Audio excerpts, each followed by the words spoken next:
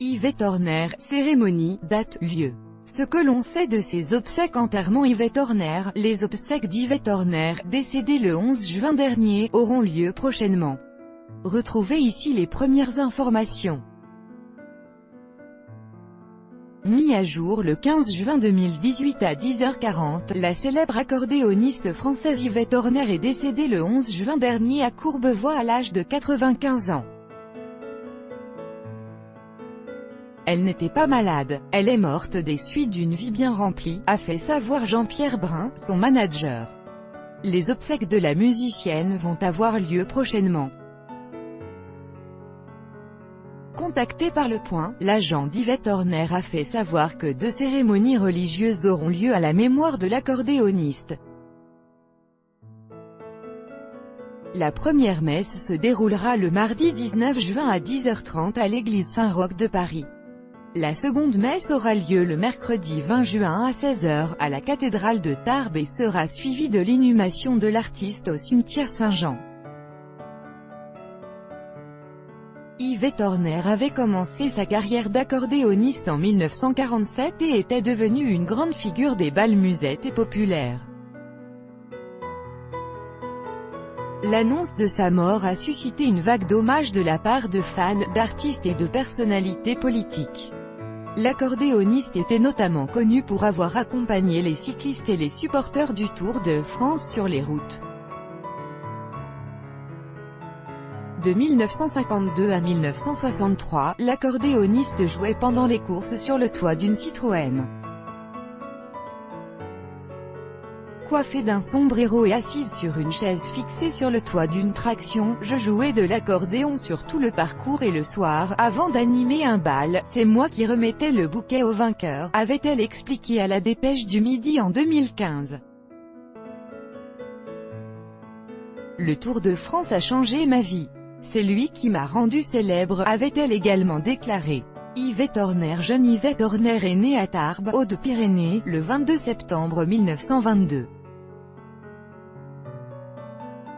La jeune fille a bercé très jeune dans le monde de la musique, grâce à ses parents.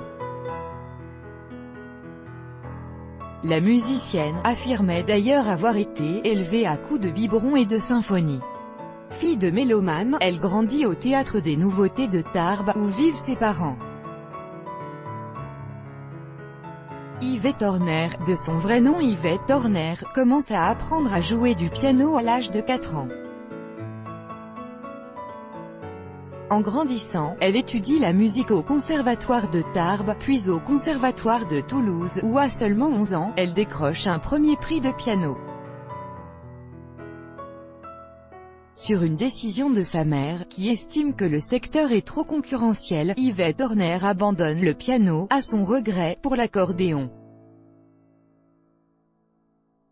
Selon les informations du HuffPost, Yvette Horner avait affirmé en avoir pleuré, pendant 3 ans, après s'être mise à ce nouvel instrument.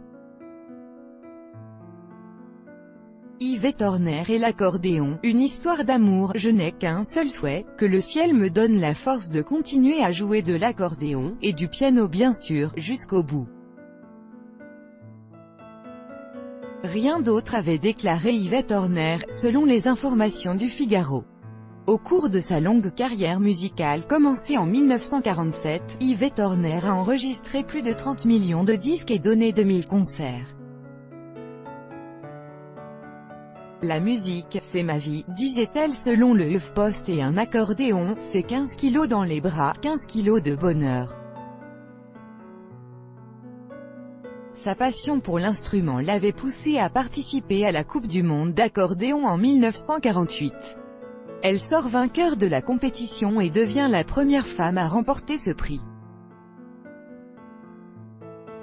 Yvette Horner, biographie Express. Yvette Horner commence très tôt la musique, au Conservatoire de Tarbes puis de Toulouse, où elle apprend le piano.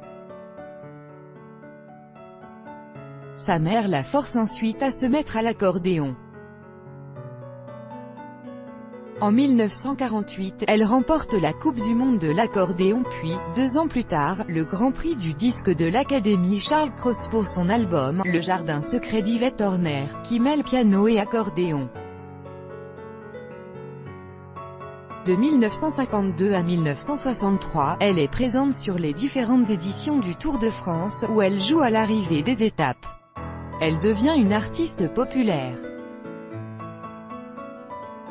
Tout au long de sa vie, elle s'essaiera à différents styles, que ce soit le classique, le jazz ou la country. À partir des années 1990, sa carrière prend un nouvel élan. En 1990, Jean-Paul Gaultier conçoit les tenues très branchées pour son spectacle au Casino de Paris. En 1995, son album « Yvette Horner et les Cash » mélange le rock, le rap et le métal. Elle collabore également avec de nombreux artistes, notamment Maurice Béjart sur son ballet « Casse-Noisette » en 1998. Elle joue alors de l'accordéon sur scène, au milieu des danseurs.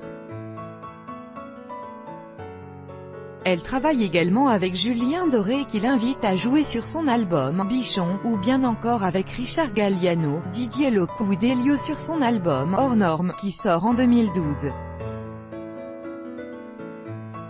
En 2005, Yvette Horner sort ses mémoires, Le biscuit dans la poche, aux éditions du Rocher.